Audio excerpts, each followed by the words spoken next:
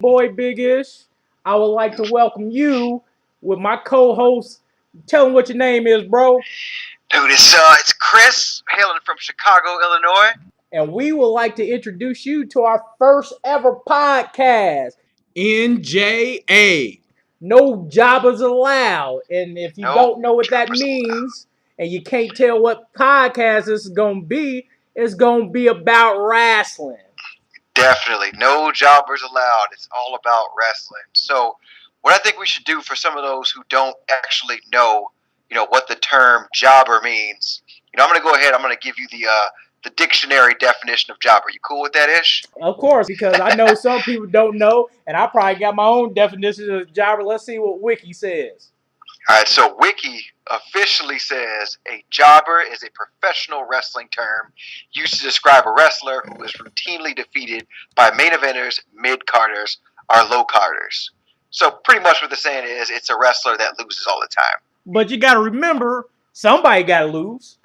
And that's the thing. So the term jobber, I think on this podcast, we're gonna twist that around and to make it from a negative connotation to something positive. Because in my opinion, to be a jobber, you get a job. So if you're quote unquote jobbing at the highest level, you're doing better than most people. And like you just said, somebody has to lose. Somebody got to lose. Somebody's got to lose. And It makes the world of wrestling go around.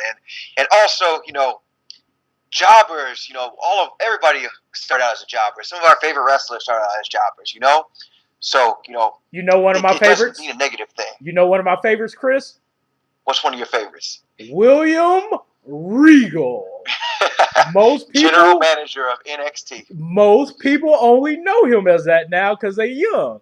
They do not remember the William Regal and the red trunks and them big red boots, bro. Just coming down to the ring and getting whooped on, bro. And at the same time, William Regal was a great, technical wrestler. He's one of the greatest as far as in-ring skills goes. But he could be considered at some point in his career a jobber. But look at him now. What's he doing? Well, and that's why, and like you said earlier, bro. No jobbers allowed don't mean we don't like the people that come in and do their jobs. We want the ones that want to see past their jobbing. We want to see we want William Regals. Start off as a jobber, but do your job and move up. So I'm sorry. I didn't mean to cut you off. You good, bro. Yeah. Say what you're saying. So I guess we could say right now, this is our first podcast. We are technically jobbers, quote unquote, in the podcast world. Am I right or am I wrong? I feel that. I can admit to that. We stepping into this ring. Might get whooped in our viewers and listeners, but hey, we gonna make it one day. That's all that matters, We just need that one. We'll blossom to greatness. We need that one breakout chance. That's it. That's all we need. Yeah. We just need one breakout chance.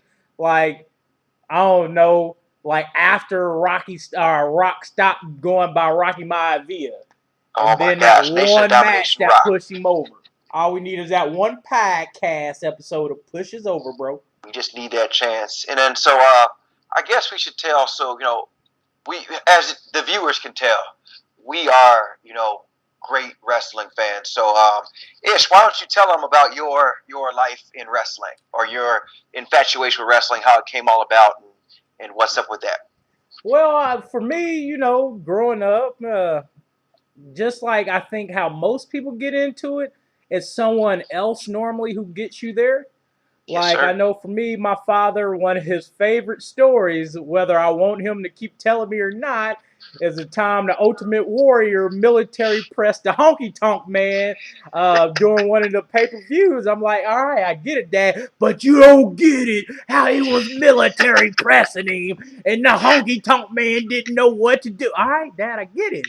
So of course, his love for wrestling passed down to me because, of course, we'll watch Monday Night Raws together and things like that, and he'll tell me the wrestlers. Oh, that's such a... So that's kind of how I got into it. And then, of course, growing up, I'm young, so I'm 90s baby, so I'm growing up through the Attitude Era, one of my favorite eras, because, of course, I know this era now and I can look up with YouTube or WWE Network and stuff like that at the older eras. But Attitude is always have my heart just because I grew up during it. So you got your Rock and Stone Cold feuds.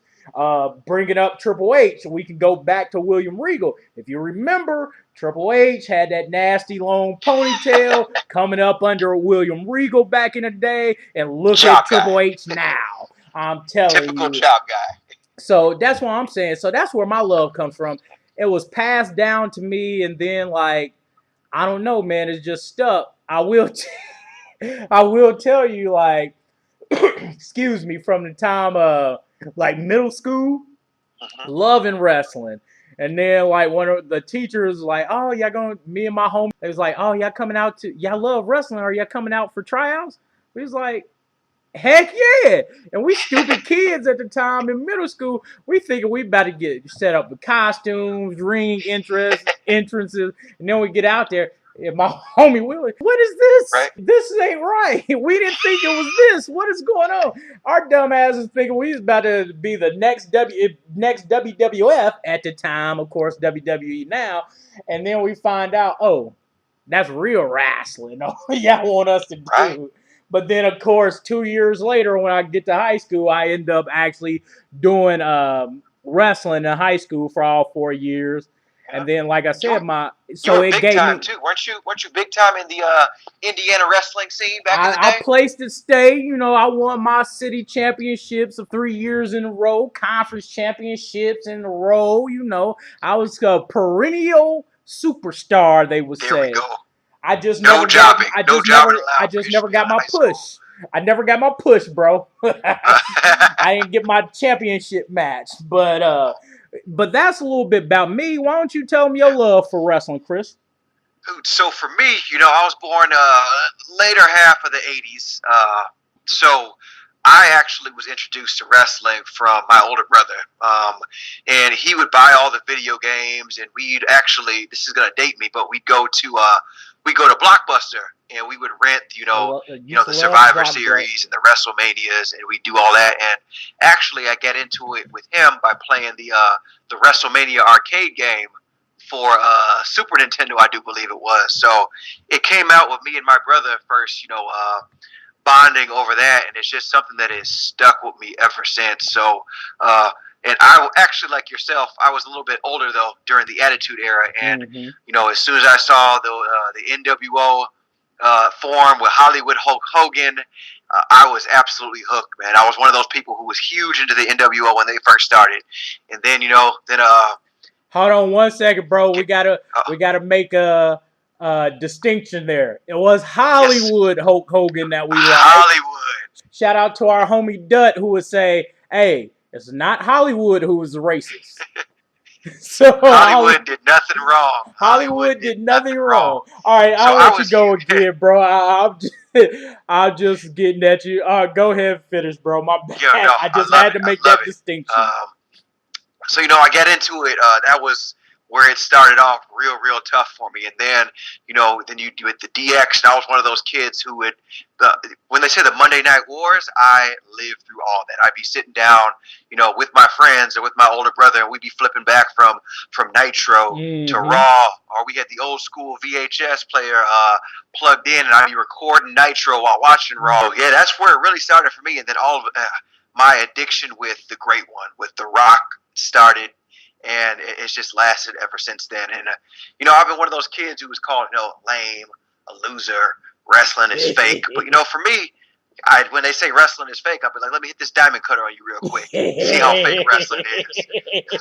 Let me slap this crippler crossface on you real quick, this figure 4 leg lock. So, I've just been one of those typical, Attitude Era fans that has kind of grown up, and I've kind of evolved with it.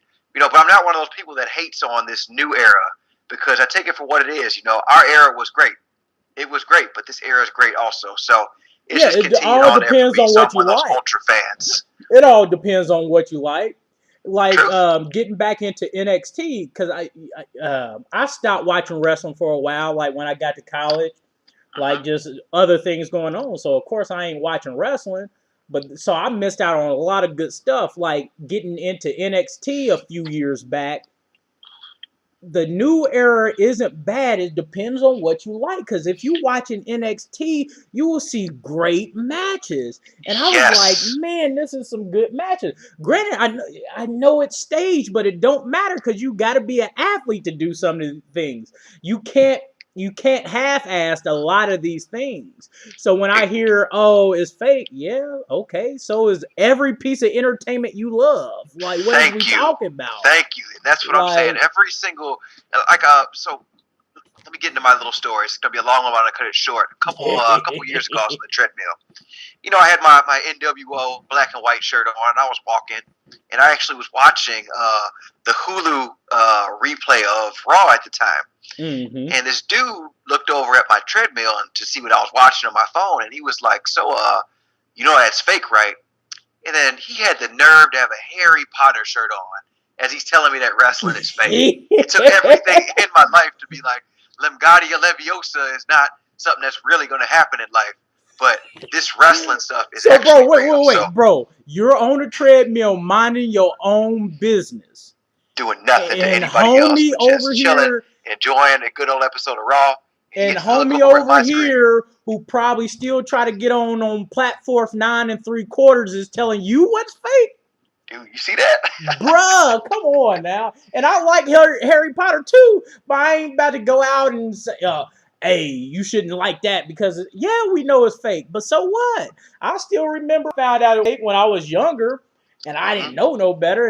And that just rocked my world because I was like, oh, what you mean? What is going on? But because it's not really about the realness factor for me. It was always the entertainment factor. It's only so many things. Of entertainment, and that's where everybody gets so lost. And they've even clarified it as sports entertainment. So there's sporting involved because these men are actually athletes. Well, bro, look at it this way. There's only a few things that evoke an emotion out of you. So your favorite sport team and things like that. Your favorite wrestler growing up really did that. Like growing up, elementary school. Me and a lot of my friends would walk to school because we didn't live too far, so we didn't get buses.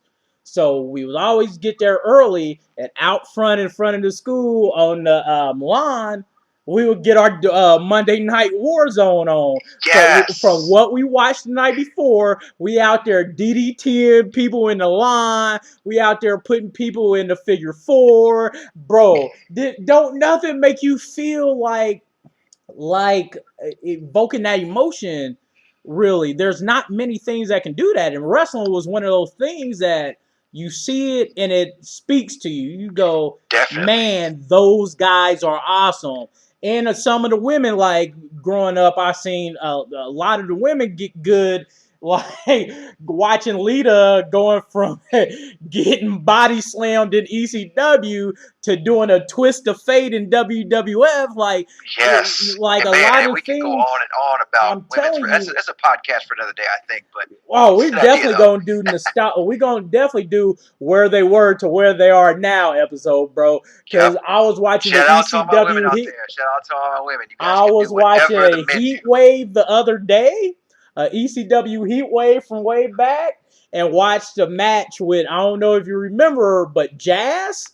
Yes, Jazz was mixed gender match with Jazz, and she was giving it her all, bro. She was very technical and very good in that match.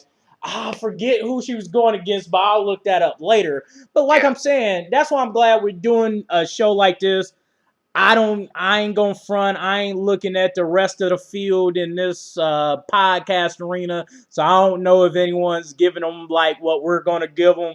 I know there's some review podcasts and things which we're gonna get into because I want to let the listeners know, Chris, we are gonna review all the WWE events from on a weekly basis. And then when they do pay-per-views, we might drop 2 podcasts, one specifically for the pay-per-view that week.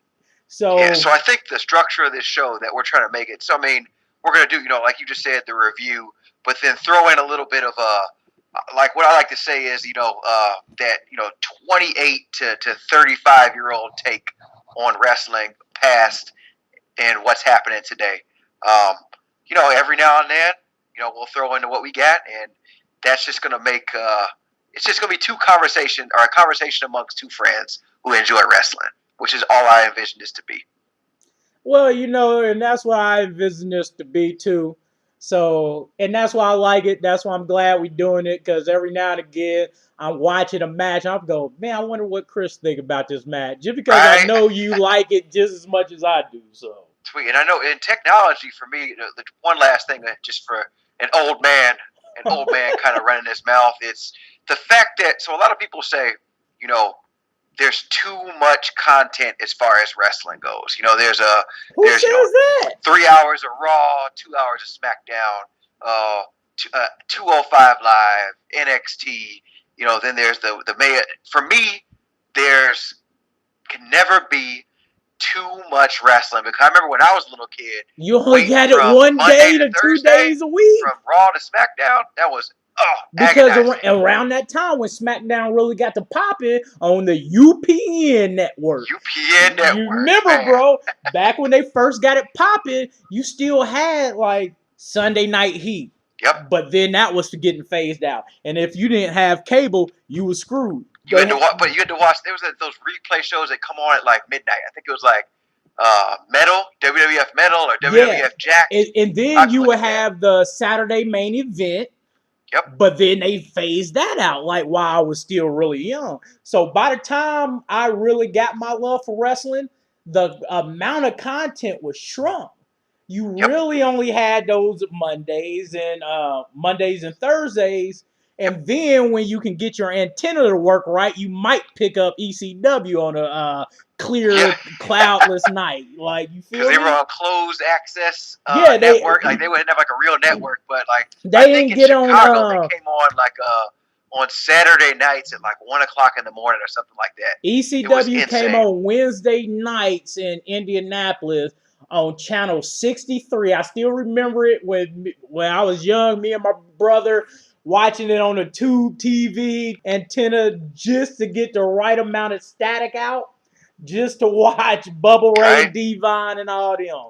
So it was a struggle, because back then, like I said, we didn't have enough content. So when I ain't never heard no one say there's too much, because what you mean there's too much? You either gonna watch it or you not. So there ain't too much. And then with the WWE Network and the replay shows like Hulu and the DVR systems, I feel like media in general is more accessible than it has ever been. So I feel like wrestling right now, even to people who are much younger than even we are, it's just so wide open. So I think it's a great time to be a wrestling fan right now. It really is, bro, because like it's so much easier to get it, like you're saying, because I remember growing up, like I said, you got Monday, you got Wednesday on a cloudless night, you might get ECW. And then Thursday on UPN, but Monday you gotta hope your parents got a little bread and y'all got cable, you might have to walk over to somebody's house. There's plenty of days where we would have to go and we'd all be in the living room up until 10 o'clock at night, all watching wrestling. Or if you didn't have that cable, the next day at the lunch table, or the next day waiting for school, and somebody got to tell you, hey, bro, did you see Matt Hardy jump off that ladder, bro? Right. And then you got to sit there and, man, I wish I'd seen that. But that's what I'm saying, especially pay-per-views, because I know my parents went about to spend that, about $65 back then to just watch one wrestling? Come on, bro. I remember for me, every month, I'd cut the grass, I'd shovel snow, because I was really, really into it. Like, I couldn't be the only person at the lunch table. I wanted to be the one giving all the information. I wanted to be like, oh, man, did you see The Rock beat Chris Jericho or this? So I would actually do whatever chores I could. I'd save up my allowance, whenever I would get it. I would trade in games at GameStop or whatever I needed to do to make sure I could afford those pay-per-views every single month. I used to have to do so much just to get my mom or my dad to order it. Like, why do you want it? Oh, my mom, what the heck is Halloween Havoc? Like, why is it $60? Or why is it $34? Exactly. Or why is it this? You ain't about to make my cable bill go up. Like, I don't want to, but it's necessary, Mom. But where that comes in, right now, for $10 a month, like I sound like I'm plugging WWE right now. We get all the pay-per-views that we watch for $34.99 to $60. We got classic matches every now and then. Like I'll be on the treadmill or when I'm working out, I'll pull up, 2002 Unforgiven or something like that. So it's just wrestling right now is more accessible. And I know we're a predominantly WWE, WWF podcast, but I know this month, September 1st, they had a huge indie show ran by Cody Rhodes and I think it's the Young Bucks for indie shows. So right now, even the people in the indies are thriving right now. So this is just this is a great time to be a wrestling fan. And that's what I'm saying. Like, that's why I'm glad we're doing this podcast.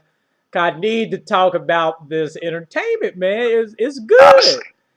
There's so many podcasts about so many things. Why can't we have one about something we truly, truly like?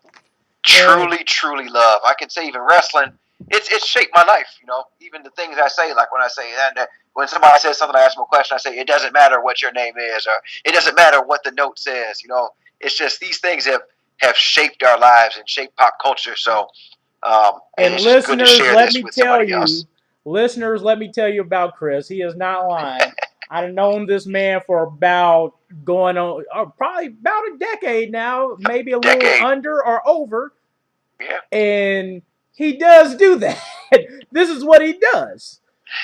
And it's hilarious every time. And the first time I heard it, I can't count the number of times I've been called a loser, lame, something like that, because I've been watching wrestling. All that shit's fake, or all this shit what. So I'm glad that we have an outlet right now to show. Like I said, the internet allowed you to know that everything you grew up liking, so did many other people. And that's what I like to make the podcast for, something about what they love coming from people who love it. So, but bro, we've been going on for over 20 minutes in the introduction. Let's try to tell the people and get into the structure of what this is going to be. We're trying to do a conversational yet review of what happened this week on for right now the WWE franchises. So your Raw, SmackDown, 205, and NXT. So let's get in a little bit about that. How'd you like Raw, bro? This week's Raw, I didn't really care for it. Why was that? What's going on? It was just average to me, man. It didn't blow the socks off, and I think we're just coming off of a week or so removed from the pay-per-view, and I'm just, right now I'm not one of those Roman Reigns haters, but I'm just not a huge fan of the way the show is being structured, at least on the Red Brand side. But to start off Raw, it was Stephanie McMahon's birthday, and she pulled up, or the limo pulled up, and of course, anytime a limo pulls up, it's always somebody special. It's usually either Vince McMahon or Stephanie McMahon or Shane McMahon. And you gotta hope it don't explode, bro. Right? Forget about that. But yeah, man, you know how it is. So it started off with Stephanie pulling up and Baron Corbin outside awaiting, and he sang her happy birthday like a corny lame that he is. And then Stephanie does her normal, and this is one of the things I have a problem with Stephanie is, she hops out the limo, and then scolds Baron Corbin. She says he hasn't done a good job since Kurt has been around, or talking about something like Kurt Angle's forced vacation. He might have to come back soon if she doesn't, or if he doesn't turn around. So, how did you feel about Stephanie hopping out of the whip and then immediately berating her general manager stand-in? She's a McMahon. What do you think she was supposed to do? We act like have we not seen this before from the other two McMahons? See, but the difference with that is Stephanie will berate somebody and slap people and do all this stuff, but there's never any end game to it. It's just like she's going to berate Baron Corbin, and she has no consequences for it. Okay, well, let's start right there. Let's unpack that part. If this was 2003 or earlier, there would be an end game. This is not their fault because it would be probably Corbin would get upset and it'll turn into a mixed gender match. But they ain't never gonna do that no more, bro. We're in the PG era, so I guess maybe that's the older. That's the I far want as to see they some kind can of go. payoff. I want to see some kind of, like, I've seen her berate Kurt Angle month in and month out, make him lose his job, send him on vacation, and then now she gets her what we call, heel general manager. And for those who don't know what a heel is essentially the bad guy, the person who's trying to put obstacles. Say hello to the bad guy. Yeah, hello to the bad guy. The heel is trying to put obstacles in front of what wrestling in the world is called the baby face, and the baby face is what we call a good guy. So I just don't like her being a bad guy, berating another bad guy. It's just not really. But that's what I'm saying. She got to be the ultimate heel, bro. Like, there's not much else you can do with her right now. Because you can't. It's wrestling, bro. And the one thing that this culture has taken out is the fact that you can't have anything that might be offensive. Like, back in the old days, Stephanie went off on Angle like that. You would have been able to see him put her in the ankle lock or something. In the coming weeks, he'd get his comeuppance. But yeah, so that's where Raw kicked off. I didn't really like it. But then after she tells him, I do believe she told him to find a tag team partner or two tag team partners. And we're going to get to that later because let's just say that was a good main event, one of the best ones in the last couple weeks. But it was let's good. continue. It was good. So, then so after that, I'll start from there. So, the Shield comes out, reformed Shield. And, of course, Dean Ambrose back from his little injury stint. And he's looking good, too, by the way. He's looking good. I did like that Jinder Mahal match. What was it last week? Was really good. So even his whole look has kind of changed. I don't mean to cut you off, but like he's been in the gym. He's been lifting those weights. He's been clanging and banging. He finally cut that mop off the top of his head, and he looks like a badass. He looks like somebody who's about to fuck some shit up. But that's what I'm saying. So the Shield are looking good and strong. Uh-huh. Once again, my problem with Roman is really a superficial problem. He's talented. His ring work is good. I agree. But the personality ain't really popping for me. He don't really have the big personalities or not managing his personality like one of the big champions would do. Like with Brock, he ain't got no personality really either. But that's why he has a Paul Heyman. So that's one of the things I don't like. So just let Seth talk more and, let the workhorse do workhorse stuff. So, yeah, and for me, though, at least I don't mind Roman Reigns when I don't think he's a bad talker. I think his ring work is absolutely fantastic. Yeah, I ain't got nothing to say about that man's technical ability or his ability to entertain in the ring. I just don't connect with the man. It's just maybe it's just not my superstar. And usually the people that I connect with are the bigger, stronger guys because that's the era that we grew up in. Everybody was larger than life. Everybody was swole. Everybody was all I'm a little bit up, different from you, and that's why I kind of like NXT. I've been loving NXT and 205 more than I like the main shows lately. And that's because I always like the entertainment, the high-flying aspect. And I think that's one of the best things they did was splitting the cruiserweights and the up-and-comers away from the main shows because now it actually gives them time to shine. Like 205. Let the cruiserweights do their thing. Have great matches that don't have to be overshadowed by a main show, by a storyline on the main show. Because you remember back in the past, you might watch a Eddie Guerrero and Chris Jericho match, and then later on, it just get overshadowed by a storyline that just makes you forget. Oh, I just watched an amazing cruiserweight match or amazing lightweight match, anything like that. But like I was saying about the Shield, not to go off on too many tangents is, so they come to the ring, but they getting they talk on. And then, of course, the team of Strowman, McIntyre, and Ziggler come out. And let me just stop right here and say, Ziggler really disappoints me because his name is Dolph and his intro music is not a Young Dolph song. But that's a case for another day. Great. I don't think it matches his personality, but if he came out to a Young Dolph song, it does though. Have you ever seen him like on social media or on Wildin' Out? His episode of Wildin' Out, he could definitely get away with coming out. It's Dolph. He would definitely get away with it. I didn't mean to cut you off. Keep on going. But he could definitely get away with it. But they come out, and then, of course, that's the new feud they teasing. And they've been teasing that, of course, for a few weeks. And like you're saying, I want my end games either coming quick when the story is getting kind of boring, which this one is, Strowman couldn't cash it in because the Shield jumped on him when he tried to cash it in and beat Roman. And then where it should have naturally ended at was Hell in a Cell, and WWE messed that up by letting Brock come in just so they can do another triple threat match. I think Super Showdown or after Super Showdown I think it might be at Crown Jewel. I think it's at the one. You're right. It's at Crown Jewel. So now they teasing that. So that means they got to draw out this feud even longer. And the way they're doing it is lame, man. That's what I'm saying. Drawing out the feud wouldn't be a problem if, like, Strowman is great on his end.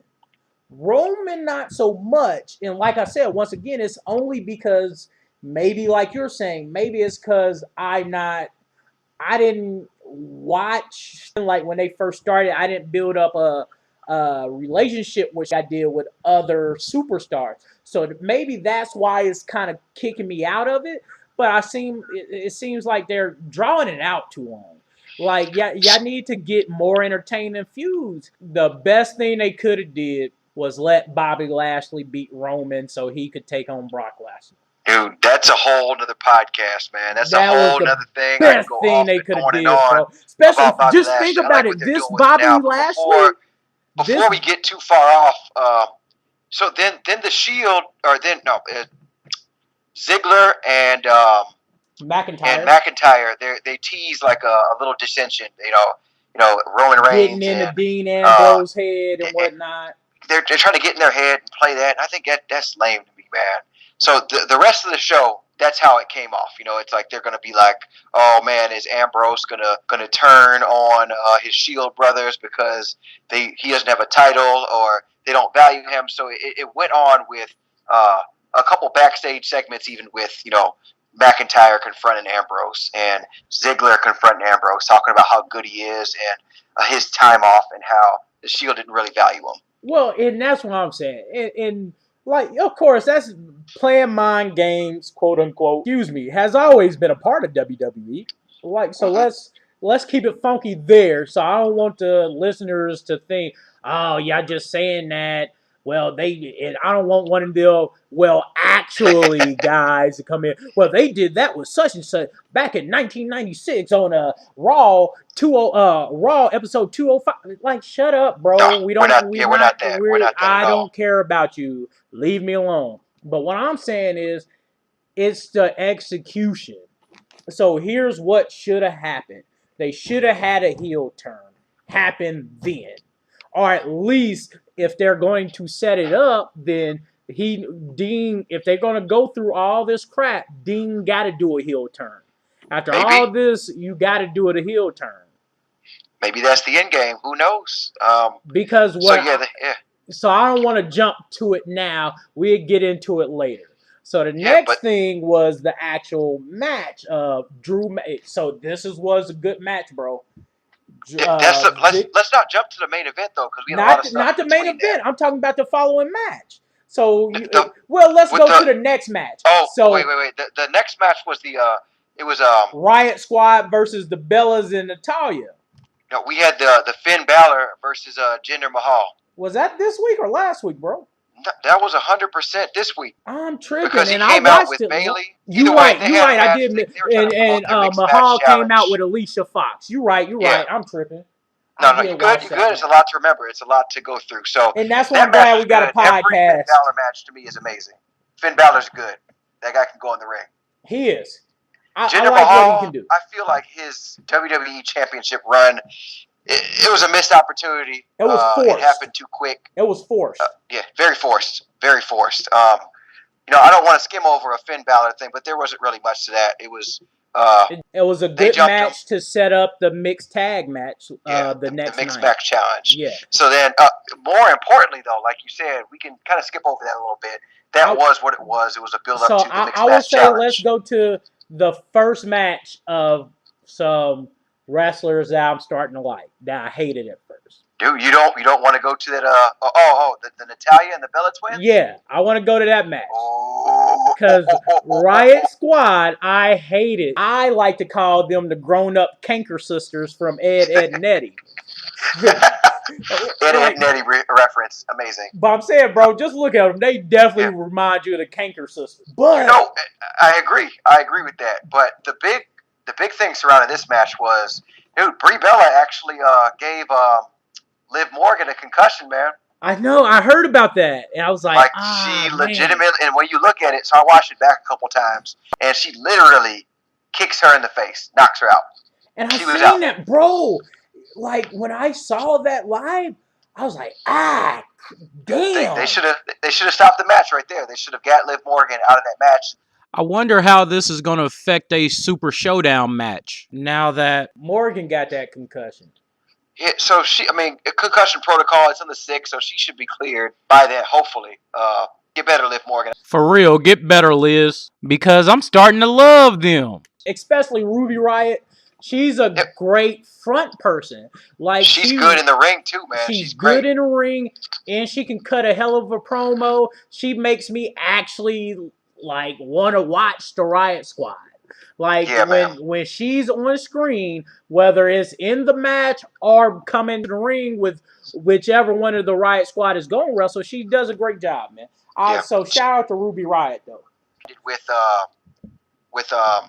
Oh man, how did that match end? I know I have in my notes with the who won that match? Oh, the Riot Squad won.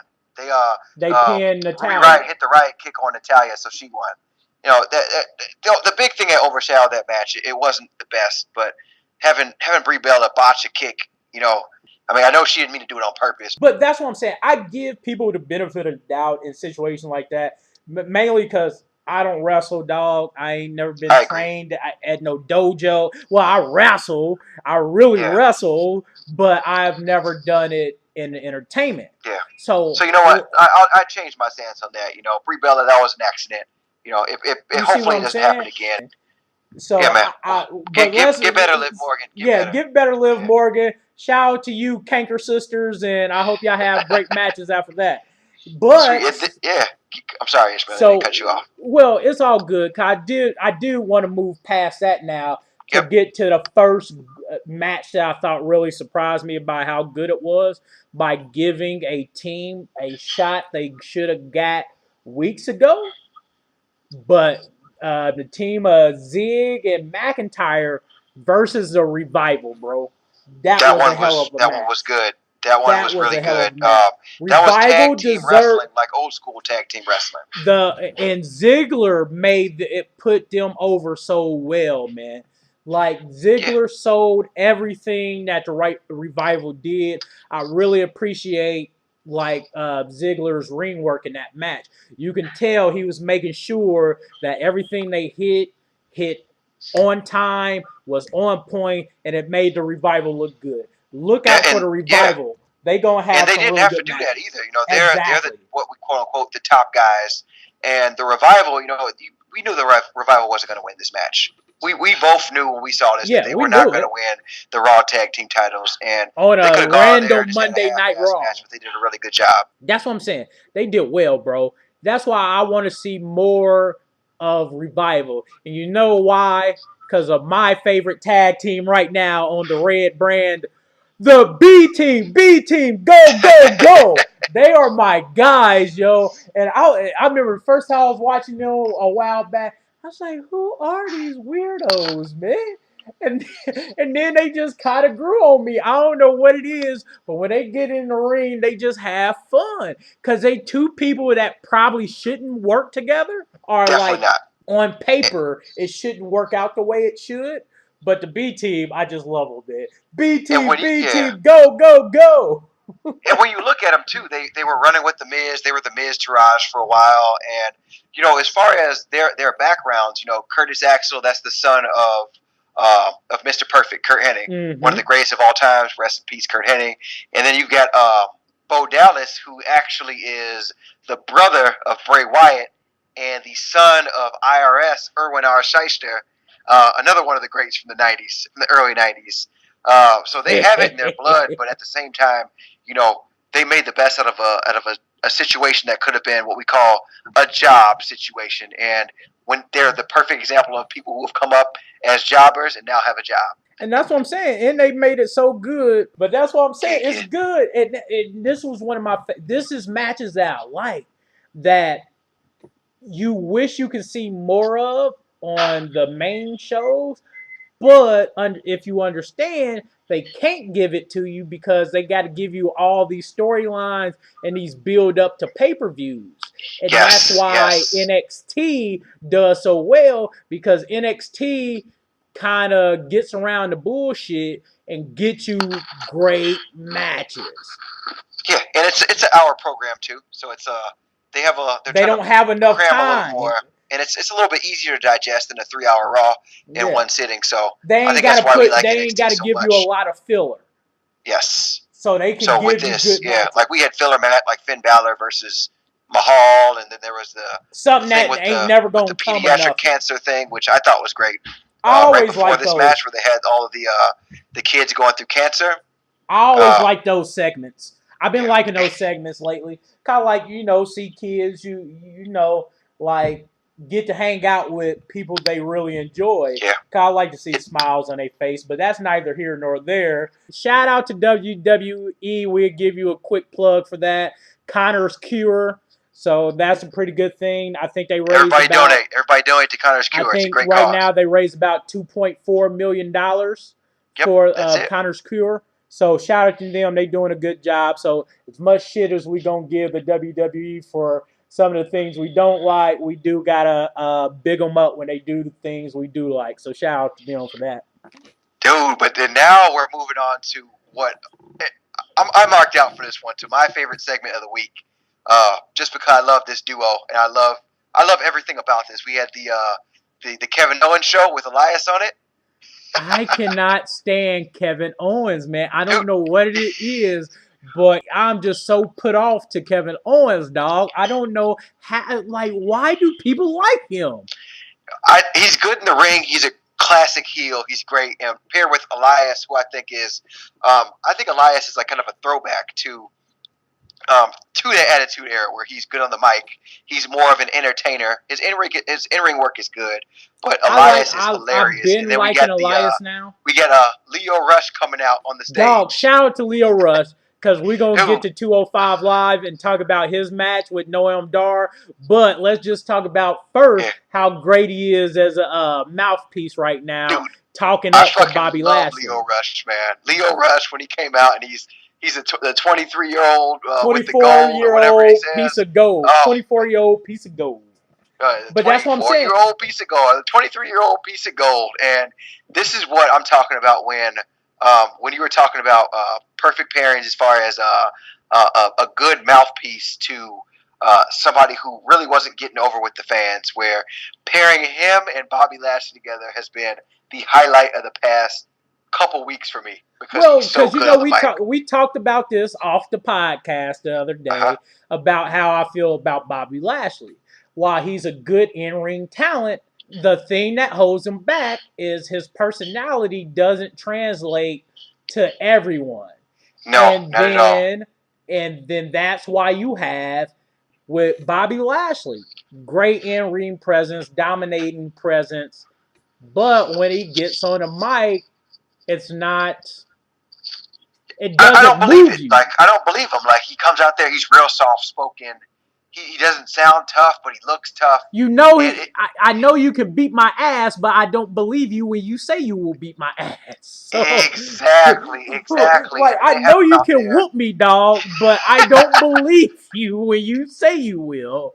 But that's what I'm saying. So this pairing, like I said earlier in the pod with Brock Lesnar and Paul Heyman, bro, that was a match made in heaven because, like, Brock got a real blocky type of personality. He shouldn't talk. And Bobby Lashley kind of, and I remember his first run back in whatever 2008 or 2007 in WWE.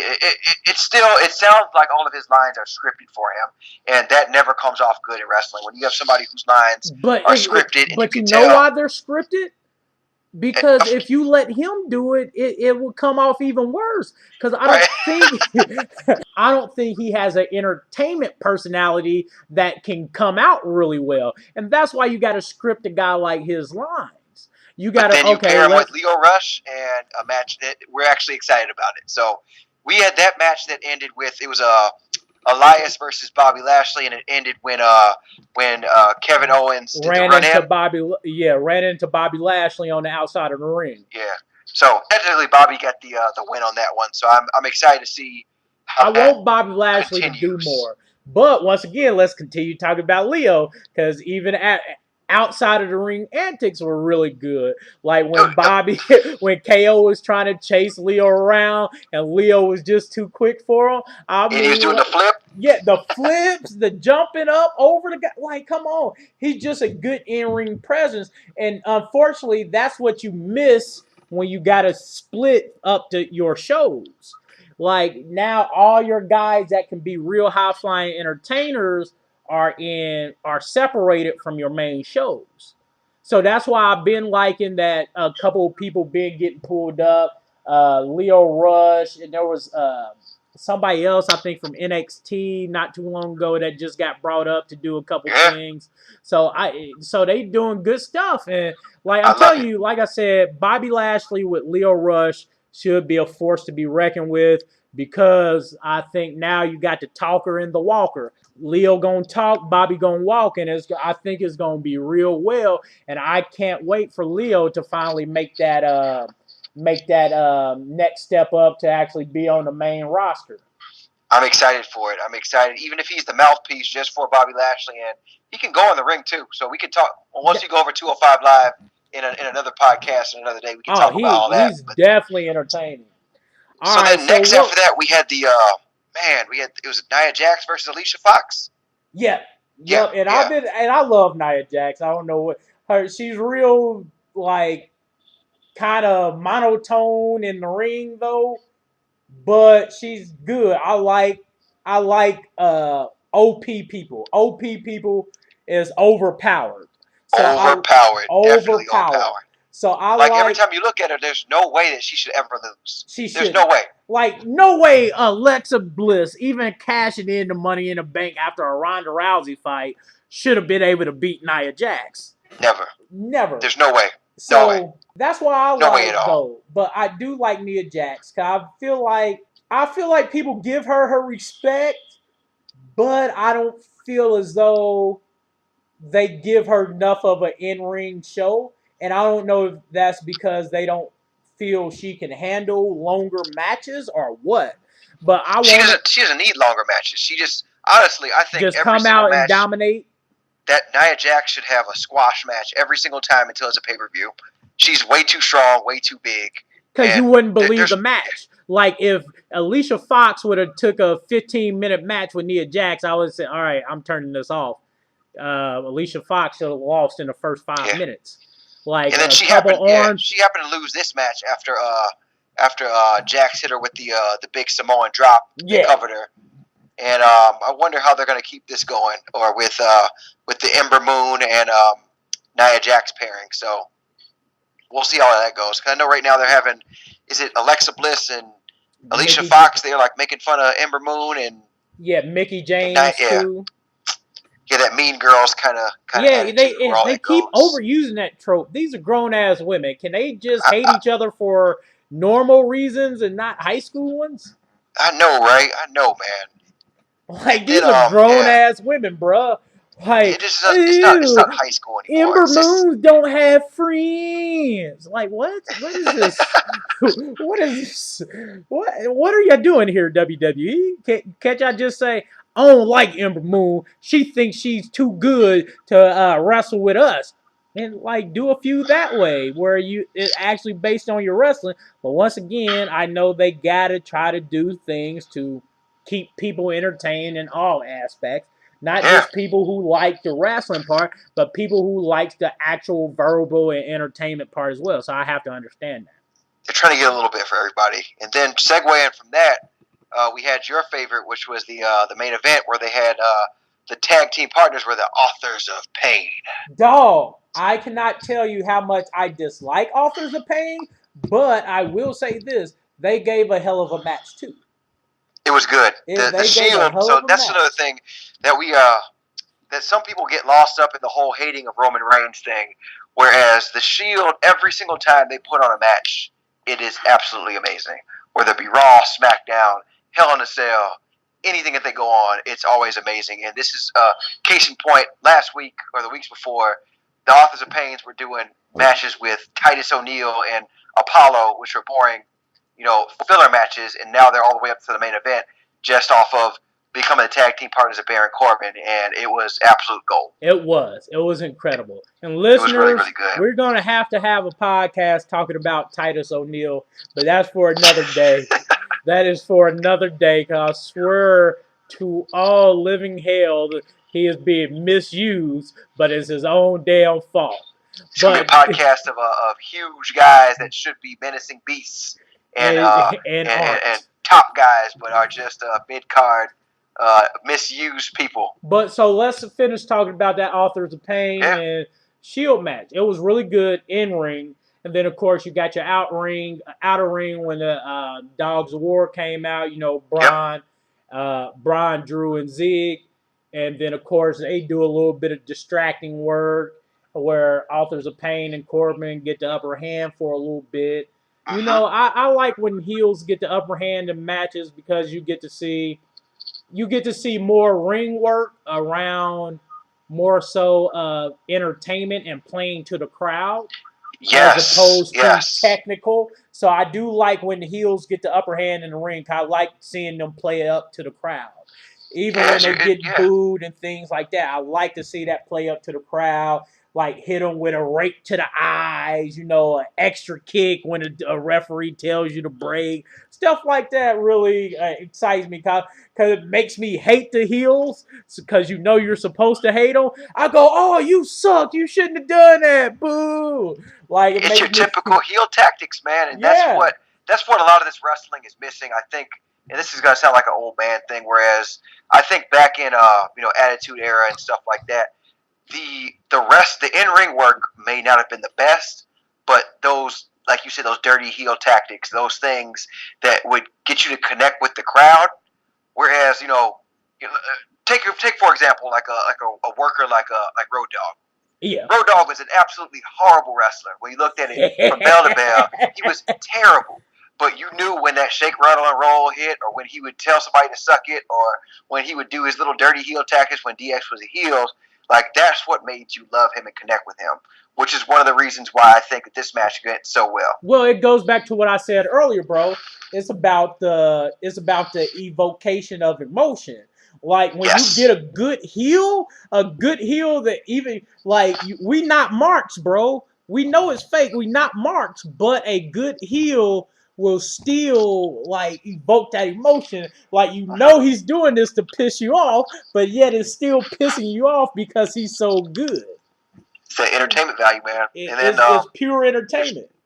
Yeah, and the Shield win after their finishing moves. Roman Reigns hits the spear and covers Corbin for the win.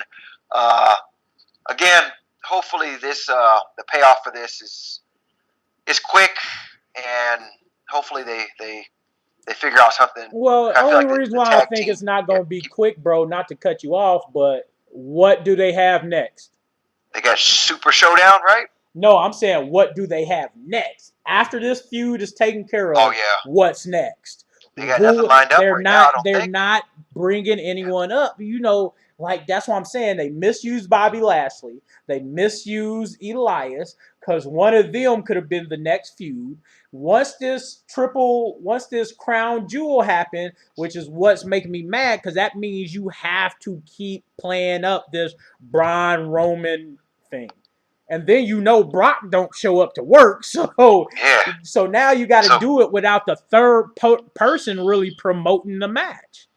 So I don't really know. I know. I think I think at Crown Jewel they're having the tag team championships, right? The Shield against yeah, it is the Shield versus Ziggler and Drew. Yeah, so it's Rollins and Ambrose versus those two, which that should be a good match. But I like all these guys, but the payoff is too far out, and they got to drag this on, and that's the only problem with it. I don't know what they're going to do dragging this on, bro. Yeah, I can't even tell you, man. But I mean, I guess we spent a good amount of time on Raw, man. Yeah, let's go to SmackDown. Because I want to talk about my favorite part. How'd you feel about this episode of SmackDown? I want to talk about my favorite part. What's up? What's up? What's up? Truth TV, baby. Let's get into it. That's how we kicked it out, where I guess R-Truth now hijacked Miz TV, and apparently he's coming out with Carmella as his hype man, which this was all gold, man. And I feel like I was texting you. I'm like, dude, man, I hate R-Truth. I can't stand him. Yes, you were. And then instantly, as soon as I started watching this, I'm like, this man is absolute gold, man. He is so funny. So in the history of R-Truth, he started out in WWE in 2000s, and initially he came under the name as K-Quick. Yes, you're right, bro. You're right. He was partners with the Road Dogg, now. And they were like a rapping duo. So they would rap and they would do their thing, and then I think he went to Impact? to TNA to Impact, and I know he won the NWA Championship, and I'm not really a TNA connoisseur, so I really can't speak on that. I didn't watch a lot of TNA. WWE.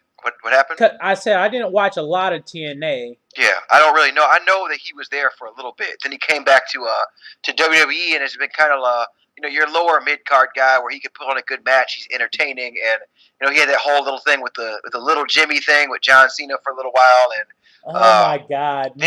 Then he was tag team partners with The Miz for a minute. 16-time world champion, and the only thing I remember him is wearing jorts and a lock around his neck. Like, he is a 16-time world champion. Like, let's get back into it so we don't keep going on tangents. Right. So they did the True. He has TV. Daniel Bryan on his show, True TV. And him and Carmella are kind of doing their antics, and they actually get a 7-second dance break going. The 7-second dance break had me crying. Dude, man, that was classic gold. If you guys are into wrestling and into entertainment, watch the first 15 minutes of SmackDown, because then the Miz comes out and asks him what he's doing, and of course, R-Truth goes back and forth with them, and I think he said something about he's going to fight Truth for his show. No, Truth said, if you want your show back, come fight me for it. Miz ran off and then seen Paige backstage, and Paige told him, hey, well, you heard what R-Truth said. You want Miz TV back, you got to fight him. And, of course, I knew R-Truth was going to lose. I'm getting tired of R-Truth losing. I want to see him get some dubs. Because I knew they're trying to set the Miz up to make him look better with Daniel Bryan and all that stuff. But that's what I'm saying. I knew that's what they're trying to do. But this would have been a perfect time for Miz to drop a match. Because then you would have just had him come back and beat somebody this week. Like you are the following SmackDown. You could have let R-Truth picked up this match because it wouldn't have been too bad because it was specifically about the show. So if you would have lost that, then everybody would have get what they want.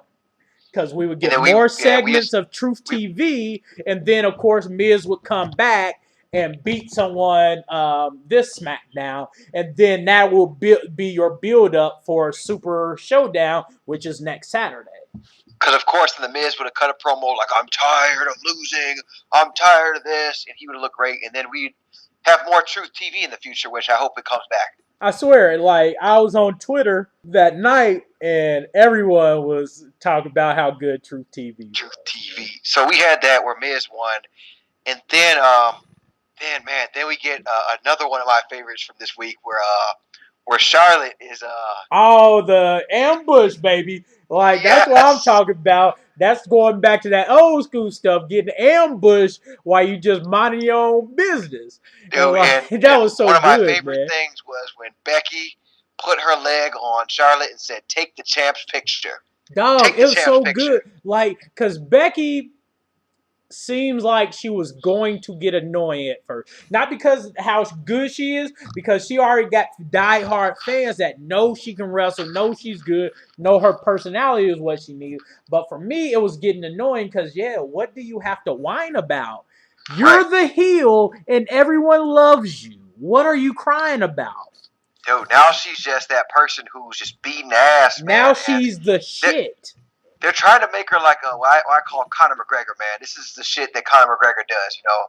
He does heelish things, but we still cheer for him. So it's kind of like the Stone Cold Steve Austin effect. Like, Stone Cold was doing stuff that honestly was terrible, but Stone Cold 316. You see that? Remember, they had beepers back then, bro. Now that we talking about it, it's coming back. Remember, he used to beat you 316, then come to your locker room and whoop your ass. Right, man. I'm just now remembering that. He used to beat people 316 and then come with. Remember, he fucked up Vader? Dude, man, he didn't give a fuck, man. So he's doing shit, and we're cheering for him, which is exactly like what we're doing for Becky. And I think this is one of the best things they got going now. Like, man, Becky being this champion who's cocky and who has heelish things but come off as a face, I absolutely love it. I love it. I love it. I love it. So after that, we had the Big E versus Sheamus. Because last week Kofi lost to Cesaro. Yeah, and I didn't like that one. And this week, Big E lost to Sheamus with the bro kick, man. Which, of course, they building up to their next tag match. Yep. Which, I don't have a problem with it. They're both established acts, and I think that since on Raw we have like a tag team that's two guys who are not a typical tag team as the champions with Ziggler and McIntyre. I think they should have a traditional tag team be the champions on SmackDown. So even if they were to take it off the New Day, I wouldn't mind. Yeah, and like I said, New Day is a team that already lost the chance they needed to go heel anyway. Yep.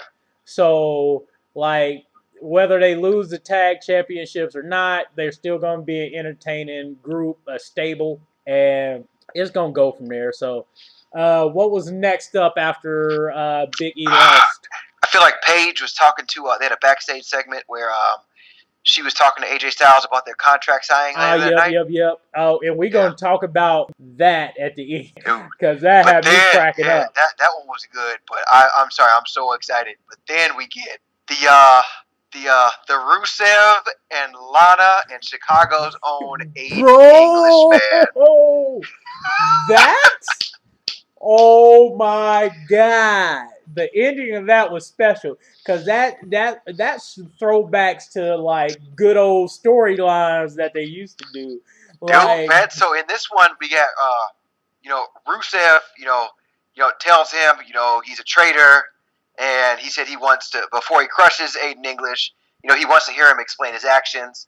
And Aiden comes out, I should say Chicago's own Aiden English comes out, and everybody's booing him and all this stuff, and then he plays that video package with him and Rusev were destined to be together, and he says Lana was the problem,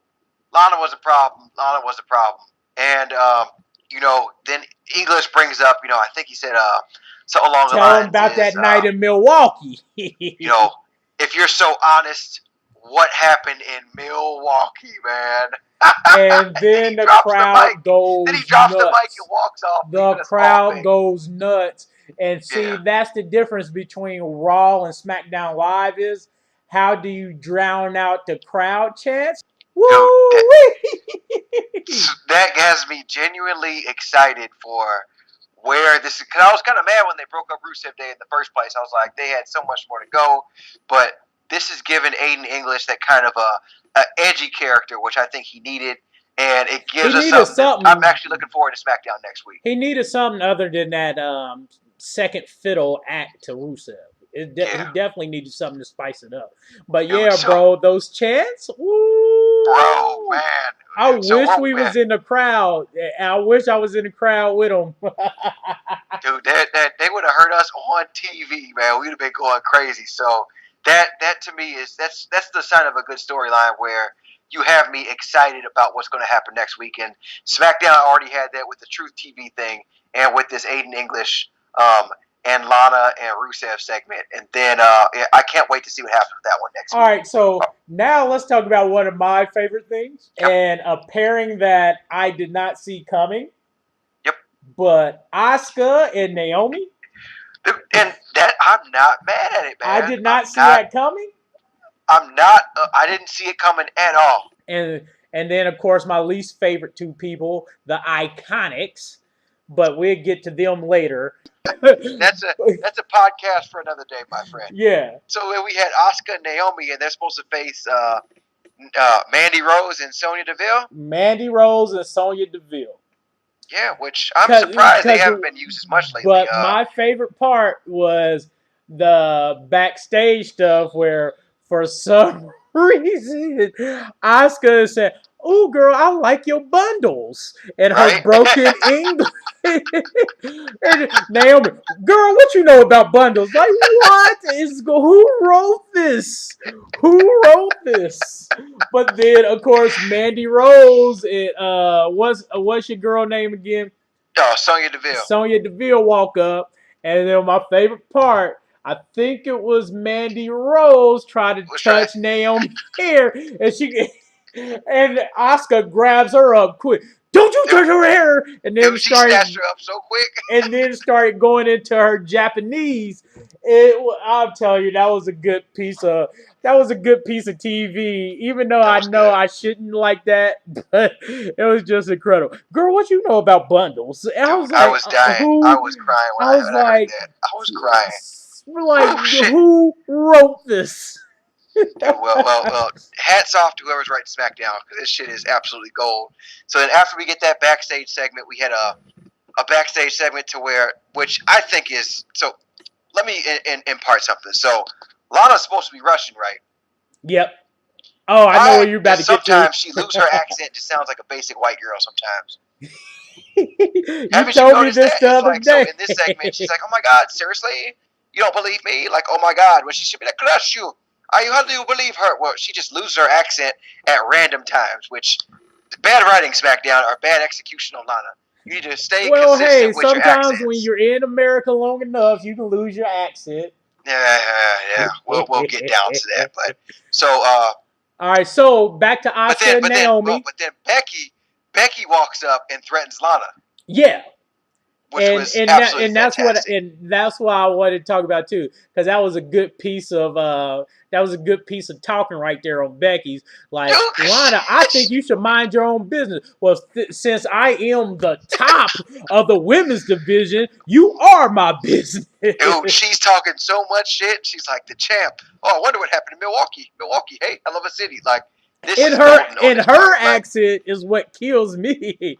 Like, because everything she says is so much funnier when Becky says it. And I don't know what it is, man, but that was an incredible backstage segment right there. Dude, that was great. She was talking all that shit. So then from there, we had the actual Asuka and Naomi versus Mandy Rose and Sonya Deville. I swear to God, Mandy Rose got to change her entrance because I was wearing my contacts and I thought my shit was going blurry, bro. I was like, what the? He had a filter over her shit. Like, it's like, I hate it. Weird. It's very strange. You know what? Never mind. I can't say I hate it because didn't Val Venus used to have a similar, like, it was like a 90s version of it, kind of. Yeah, a similar effect when he would come out to the ring, which I still miss. This is once again for another podcast. Hopefully we got 100 episodes in us. But the fact that WWE being cheap as hell and don't want to do pyrotechnics, I hate it. You need pyrotechnics, man. I love it when people come out with pyrotechnics, at least if you only do it at pay-per-view. It adds some panache and some and some greatness to the show. And I agree with you on that one. Like, they need to bring back pyrotechnics, even if it is just for pay-per-view. Yeah. So with that one, so they beat Sonya Deville and Mandy Rose, which is a pretty good technical match. Like, Asuka, I enjoy watching Asuka. It wasn't bad. Asuka's good. I'm glad they're using her finally because she hasn't done anything for a while. Yeah, because after she lost to Carmella, which sucked because after she lost to Carmella, you would think they would do a big push for Carmella, but then Carmella loses to Charlotte, so they can. Now that I'm speaking it out, I see why the dominoes fell the way they did, or else you wouldn't get your Conor McGregor, Becky Lynch. So I love it. I love Conor McGregor. I mean Becky Lynch. I love it, man. So then the next thing, I feel like Shinsuke Nakamura is coming to get ready for his match versus Ty Dillinger. Again, to me, I'm not even gonna lie to you. I didn't really watch it until Randy Orton interfered and just beating up Ty Dillinger for no reason. I was bored during that match too. I was kind of looking at my phone, drinking a beer, and not really paying attention. And then I kind of got pissed that Randy Orton keeps coming out interfering in people's matches. I want somebody to beat up Randy Orton, like, immediately. So, I mean, I like Randy Orton interfering, but I feel like Shinsuke Nakamura should be doing some more. Highly coveted free agent coming over from Japan. Did really well in NXT. I just feel like they haven't used him the best. He's the cleanup guy to Randy Orton now, and I think that's disrespectful to him. Yeah, like, that's disrespectful to Shinsuke. Every time Randy would come up and beat up Jeff Hardy, then you will see Shinsuke do a dirty heel move on Jeff Hardy afterward. Just like Ty last night. Randy comes, messes him up, and then Shinsuke cleans him up after the fact. So I don't like it. It feels kind of not demeaning, but diminutive to Shinsuke's character. I agree. So I feel like they're going somewhere with this. I just hopefully it's something good that gets Randy Orton and Shinsuke either on the same team or on the same. I don't know what they're going to do. I don't want them to be on the same team. I want them to be against each other. Which would make sense. I feel like it's a setup to give Randy Orton a chance back at the U.S. title, because I feel like he's beating up all the potential contenders, so that there's no one in front of him for Nakamura. So I feel like this is going to be like what is it? It's about to be October. So I feel like this is the first of a year setup. Like, where it's going to be Nakamura and Randy Orton. That's how I feel. It may not turn out like that, but I think that's how I feel. Randy Orton keeps interfering, gets rid of all the potential contenders until he's the number one contender. Until he's the number one contender. Because I thought, I'm excited to see what happens. Yeah. I think I think they thinking out far. At least, I would say at least sometime until December. I think this will keep happening. I like long-term programs, so that would be actually really good. We'll get Nakamura doing something that I like good long-term programs, because just like what we was talking about with Raw, there are some things that are being pushed that just suck. So why don't y'all end them? That way you don't have to. So that way you can get a better storyline. If the storyline isn't that good, go ahead and quit. And end it quickly so you can get something else that may be more enjoyable. But they're not doing that. So what was that? So Asuka and Naomi win. Then it was the Shinsuke and Ty with Randy Orton interfering. What came after that, bro? Then we get the champ versus Lana. We get the Milwaukee chants from the crowd. Bro, I was on 10 for that, because I'm like, that's what I like. Like, when you get good wrestling and a good storyline, that's what you get. You get people together and just feel that crowd energy. And they bridged it together by having Becky go back there and talking shit to her, and then they have a match. Exactly, bro. I didn't even realize, I don't think I was paying attention and didn't even realize Becky and Lana was always supposed to be the main event that night. I didn't even realize that, bro. Yeah, man. So that's what they advertise it, and Becky gets the win with her disarm her. So Conor McGregor gets the win. I mean, She Becky has Lynch the gets the most win. terrible name for special moves. The Disarm her. Exploder. Like, come on. Someone write her move name for her because she can't do it. I'm just happy that she's over there talking shit, beating people up because, yeah, I'm just excited for that. Well, she got to be good at talking shit because she ain't good at naming names. No, she's the worst. Disarm her. Disarm her. Either way, she's one of the brightest spots on SmackDown. So I'm rocking with Becky Lynch. So she celebrates, and after that we get Aiden English backstage, and then they ask him, if they can talk about what happened in Milwaukee, and then Chicago's own says, they can't talk because he has video evidence that he's going to show next week, which further gets me excited for what's going to happen on SmackDown. I can't wait, bro. It's been a while since I've had a situation where, I can't wait to get this new content. There's been plenty of times where, well, all right, I'll see it when I see it. But now I've been getting back in SmackDown and NXT specifically. They're really good. Okay, now I want to see these next matches. I want to see these next shows. I want to, as opposed to I just catch it on a random day, turn on the Hulu replay or something like that. So, but now I'm excited again about keeping up week to week to week instead of just pay-per-views and things like that. Yeah, I'm the same way. I agree. So, and then, now to end the show, we get the contract signing where Paige is in the ring with AJ Styles. One of my favorite parts. Samoa Joe shows up at AJ they showed house. The video on the Jumbotron. Yep. I love those Jumbotron segments when it's like, I'm not here. I'm out here doing this. And you can't get to me. I love those. I love those kind of things. It's a throwback. My favorite part is like you're saying, I'm not here. It's like, you want to get me, but I'm not here. Heel tactics, which is great. So they ended the show. So, they went back and forth. And, Samoa Joe ended the show outside. He rings AJ Styles' door and says, Daddy's home. Oh, Wendy. Oh, Wendy. But, bro, that's a classic, what would have been a classic storyline, which, of course, they couldn't go all the way with it. Because, if this was the old school, they would have had them kick down a door, go in there and terrorize the wife and the kid. Because we're going to have a pod specifically geared towards old school storylines that we like. Oh, most definitely. And because the Mark Henry Mae Young. Oh, giving birth to the hand? Yes. Giving birth to the hand. Oh, my God. Are we got to talk about the one people forget where Triple H goes to a funeral home and bangs a mannequin in the casket? The Katie Vick storyline. Yes. We got to do a pod. We got to do a pod specifically about over-the-top storylines. But this is golden. So that was the end of SmackDown. So I'm giving it a 2 thumbs up, man. So first of all, it very kept good. Me excited. That was Except a very for the Ty good. Dillinger versus Shinsuke, I remembered all of it. Did not like. I give that 2 thumbs down.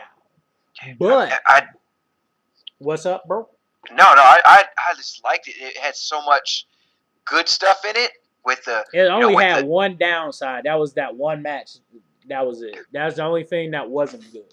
But the Truth TV and with the Aiden English Rusev and the Conor McGregor, Becky Lynch thing, and even with the AJ Styles, Samoa Joe ending to it, I gave it 2 thumbs up, man. Super entertaining. Now with and what I will say, going back to Truth TV, this R-Truth Carmilla storyline from the last couple of weeks, because I talked to you about it. I told you they try to make R-Truth catch a case, bro. I thought about it, man. I was like, why are they doing this? What is going on? Oh, I'm looking for Carmilla. I'm trying to pin her. 1, 2, 3. Yeah, man. I was like, why are they making him do this, man?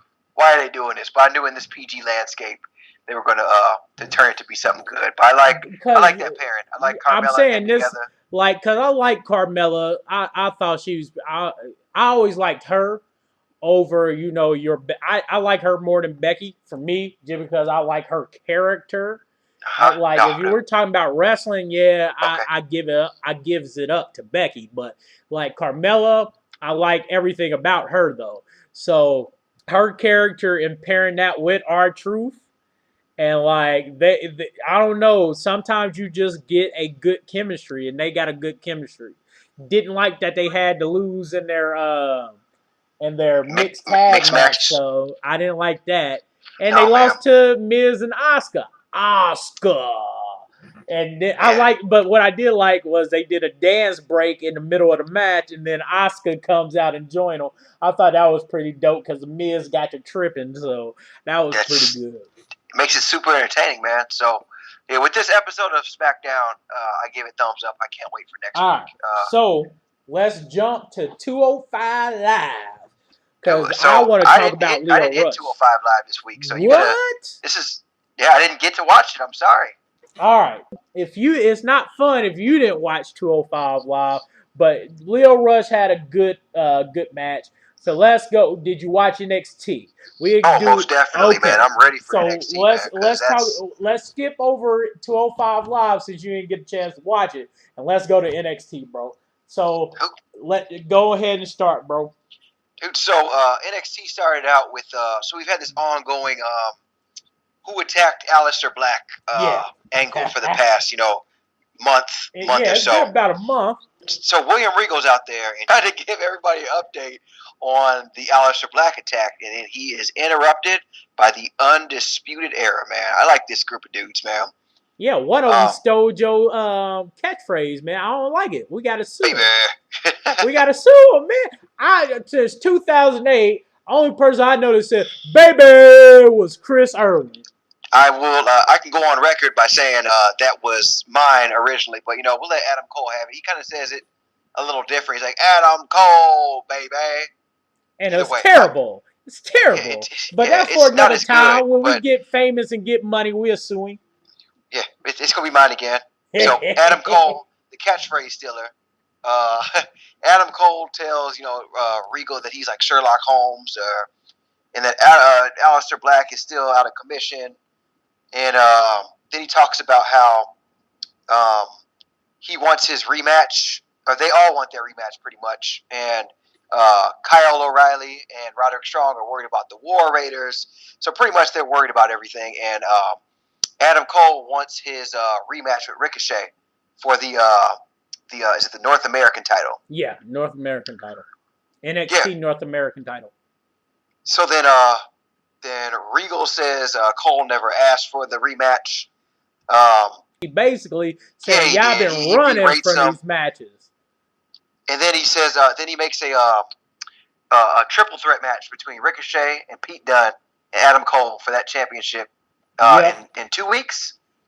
In 2 weeks is when they're going to have it. Yeah. And then you sure and he also sets up an NXT Tag Team Championship match where the rest of the Undisputed Era is going to go against the War Raiders. So October for NXT is going to be good. October for NXT is going to be good. It's going to be real good. So yeah, I really, really like that that North American Championship match with Ricochet. So yeah, the NXT is going to be fantastic in the next coming weeks. So after that, they catch Johnny Gargano outside. Johnny Failure. Let's get it right. Johnny Failure. Johnny Failure. So, he's talking about, all the typical babyface stuff because he's your typical, babyface. He's saying next week he becomes the man he wants to be. Then, his wife joins him. And then Lacey Evans approaches him. The biggest lady I ever seen. The way her character... She was in heels, though. She had on heels. But that's what I'm saying. Her character does not match her physicality.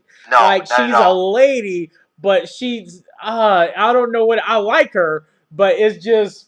And maybe that works for her. Maybe that's why I like her, because it's such a starkly different contrast between what I see and how she acts. She's a big ass lady. She's a big lady, man. Dude, man. But so she punks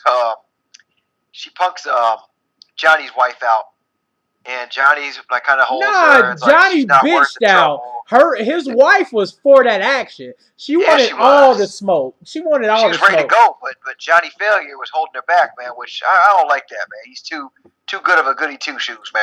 Which will make his eventual heel turn all the better. Which He will be got good, it. man. He I don't has know to. if he's gonna turn heel, man, because He they better. got Tommaso Ciampa at top, which is the ultimate heel, man. But more on Ciampa later. Yeah, because he had a good match too. Dude, Shout out to Heavy Machinery. Man. So we're gonna stop this for right now, and I'm gonna ask you a question, man. How do you feel about Velveteen Dream, man? You know what? As you watch him more, when you get a few more NXTs under your belt and you actually see him wrestle. So he's a great wrestler. So stop what you thinking about his outside persona. Look at his matches. He's a great wrestler. And then go back to his persona and you go, you know what? I like him. But, he has to grow on me a little bit. But he has a backstage segment with Kathy Kelly. Yes, incredible segment. Incredible segment. So he puts on a good show right there, man. He's like, I'm done talking. He walks off. Are you saying, who did they say attacked Alistair Black? Who did she say he alluded to attacked Alistair Black? It was Ciampa, man. So yeah. you're saying Ciampa attacked Black? Are you standing by your thoughts that Ciampa attacked Alistair Black? And he walks off. And then comes back and goes, Velveteen Dream ain't no snitch. The writing's on the wall. I was like, okay, all right, this dude, this is my guy now. He said the Dream ain't no snitch. So, but that's what I'm saying. Like, on that one. I feel like, I really do feel like he did grow on me. So I can't front on that. I like Persona. I just think it needs to grow on me a little more. Maybe I need to go back and watch a little bit more. Yeah, I'm saying, because what I did, I made sure to go back to watch a lot of NXT replays. And I say every time, and especially doing NXT takeovers, I love those, man. Shines. His match with EC3 last time was good. He shines, dog. He really shines. So after that, what match was it? So then we had that big motherfucker, Lars Sullivan. Versus Orchant. I'm not really familiar with Victor Orchant, but Lars Sullivan was going at. That's a big boy, man. But that's what I'm saying. So let's not even talk about the match, because the match isn't the good part. Yeah. The good part is the EC3 interference. EC3 on his run-in, he gives him the business and clotheslines him out the ring. They talk a little bit of trash, and we got ourselves a good backstory run-in. Little backstory. You remember Lars Sullivan a couple weeks ago attacked EC3 backstage. Yeah, I saw that. Yeah. I saw that. So, EC3 wanted his comeuppance on Lars Sullivan. So, I think that will be a good feud. It should be good. You got it's two not big guys the best going feud. at it, man. It's not the best feud that should be happening. And I still think it's because, so as far as EC3 in the ring, I still think he's not the best. But like I said, you don't have to be the best worker to tell a good story, And that's what I'm saying. But the person Lars Sullivan should be feuding with in a couple months after he gets some matches under him is Keith Lee. I seen that after, because I hadn't seen enough of them. And then I went back and watched it after we talked, and I'm like, okay. I see what Ish is talking about. I see where he's going with this. Lars Sullivan and Keith Lee need to have a feud immediately. That will give you some good matches. Because not just because they're two physically dominant people, but Keith Lee has a persona. He has a good personality that can sell NXT matches, man. I think same thing with Lars Sullivan too. He's crazy. He's got the teeth, and he's all sadistic and the perfect persona. You got a big monster that's crazy, and then you got a big monster that speaks so well. It's the perfect thing.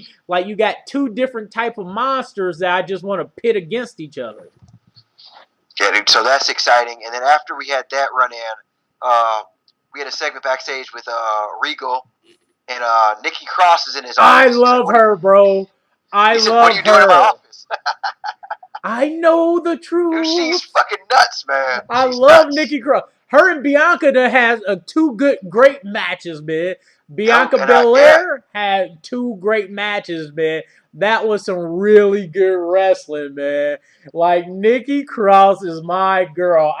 One day she's gonna get up to the main roster, and it's gonna be awesome. So yeah, with that one, then he's like, "I'll take," because she wanted a rematch with Bianca. Yep. He's like, "I'll take it under consideration," and then she ran off because she said some crazy shit, which is absolutely perfect.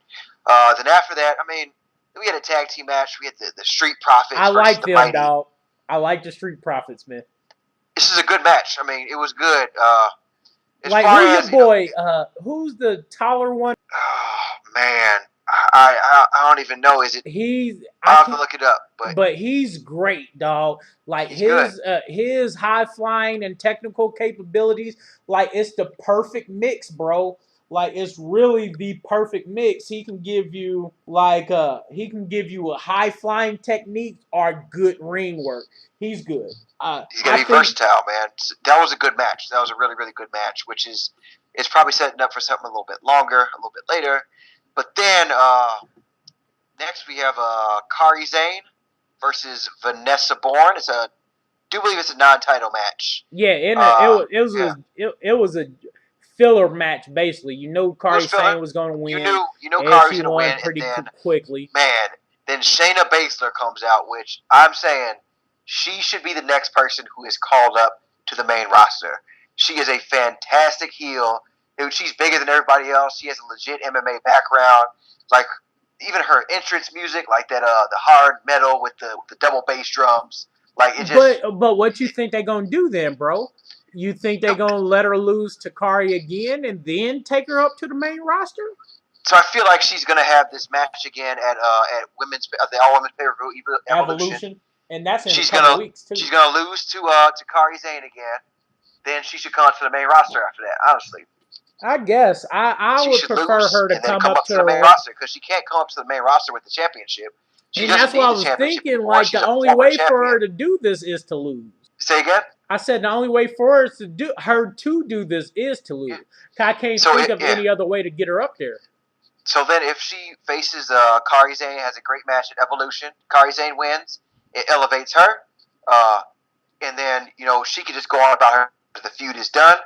I don't see any other feud she can do in NXT right now. Everybody else is pretty established, and she is just too good to be left it would be in like this division. shoehorning her in. Like, where could you shoehorn her in? Like, because Nikki and Bianca got a good feud going on. Yep. Like, you don't want to mess with that because that can give you at least three more episodes in a NXT takeover. So, like, that's good to go. Like I say, I can't say this enough. I am loving Nikki Cross, man. She's been having me going. I love Nikki Cross. Yeah. But Nikki let's Cross keep going. Awesome. So after that, my NXT girl, man, it's 100% Shayna Baszler. She's definitely a heel, which we can use like a good maniacal, dastardly asshole woman's heel on on Raw, like just somebody who's just gonna not care, and she has that MMA background, and she's one of the 4 horsewomen. Bro, you know what just made me think? She is a legitimate Alexa Bliss, and hear me out. Alexa Bliss is a heel, but 100%. Alexa Bliss, I don't believe you whooping people asses. Absolutely not. She has to do things Shayna Baszler is a heel that I believe she gonna whip some women asses, bro. Dude, imagine calling her up and having her face like a Brie Bella or a Natalya, and having her just beat the shit out of Natalya, and then man, that's instantly solidified. You know who they gonna throw at her first as they bring up. Cause I don't know why they've been doing this, but if she come up to the red brand, they gonna throw Alicia Fox at her, and she gonna fuck Alicia Fox up. Yeah, man. Cause everybody been messing Alicia Fox up. So that's one call up I'm really excited about. So I'll stop marking out over that. In the final segment, we got the champion, my guy, Tommaso Ciampa versus Otis Dozvik. Dazovic. Which was a great match, bro. Yeah, very good match. Very high impact. Dazovic, kept up. That was the best part. A big guy like him really keeping up with Ciampa. And granted, Ciampa was making some good sales to make sure to play up Dazovic's strength. Like a lot of power throws and a lot of things of that nature. And keeping the right amount of speed. Yeah, they did a great big man versus small man match. And they both got their stuff in. It was big spots like that sit out powerbomb. He hit on Ciampa. Oh man, that was lovely, bro. Like everything about this stuff like that. Yeah, everything about this is amazing, man. And for right now, I'm super high on NXT and SmackDown. You know, I just wish. Like I told you earlier, bro. Like NXT is what happens when you cut the fat out of the main shows. There's no filler. Cut all the fat out of the main shows, they give you nothing but great matches. A little bit of filler because they have to, or a little bit of storyline build up to PPVs because they have to, but then they give you exactly what you want. Like I would say NXT is for the older fans who miss just wrestling. And then the main shows are more of a mixture. Your nostalgic people who still watch Raw because, well, it's Raw. And then your other, and then SmackDown is your mixture of both. You get great storylines and entertainment followed by really, really good matches, man. But like I said, that's why I love NXT, dog. That and 205 Live. I like Cruiserweight division because I like the high-flying action. And shout out to Cedric Alexander and his match coming up for his championship not too long. Oh, man, against Buddy Murphy? Yep, man. So dude, shout out to them. That's going to be a good match. Yeah, man. All right, so... I think we talked about a lot, bro. Yeah, we've been talking for a while, man. We hit Raw, we hit SmackDown, we hit NXT. Next time, watch 205 Live, please. Yeah. This upcoming podcast, I'm gonna watch 205 Live. All right. So once again, ladies and gentlemen, thank you for listening to me and Chris. Once again, I'm Big Ish. That's Chris Irwin. And we just wanted to shoot the breeze with you about wrestling and what we enjoy. And I hope you guys like it. And like and subscribe. And we're going to come out with some more. So stay tuned. We're going to try to make content for everybody. And whatever you guys like. So thank you for listening. So make sure y'all hit us up on Facebook, Twitter, and YouTube comments. And we'll try to get you more of what you love. I'll holler at you later, bro. All right, we out. We out.